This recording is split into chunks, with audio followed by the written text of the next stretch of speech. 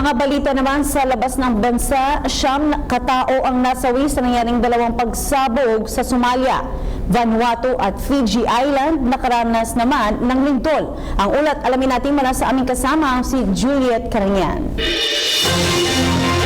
Umakyat na sa 9 na katao ang patay sa dalawang suicide car bombings malapit sa headquarters ng African Union's mission at sa hotel malapit sa International Airport sa Mogadishu. Nakumpirmang isang sundalo ang namatay. Nasa 21 naman ang sugatan.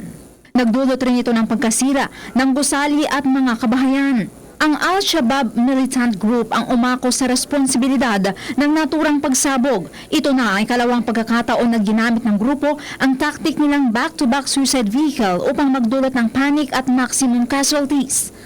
Kinonde na naman ni Somali Foreign Minister Abdusalam Hadliyak Omer na itinuturing niyang evil ang nangyaring pag-atake. Anya, ito ay terrorist act na kagagawan ng grupong ayaw makita ang kapayapaan at pamamahala sa Somalia.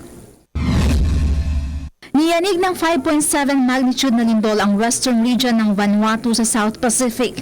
Ayon sa United States Geological Survey, naitala ang sentro ng lindol 126 na kilometro sa kanluran ng Port Vila, Vanuatu. Ito ay may lalim na 15 kilometro.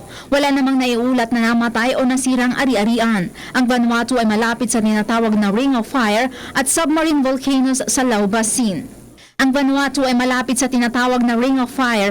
Una rito ay nagpalabas ng tsunami alert matapos ang nangyaring 6.9 magnitude na lindol malapit sa Fiji Island na sinundan ng malalakas na aftershocks. Wala namang naiulat na namatay o pinsala.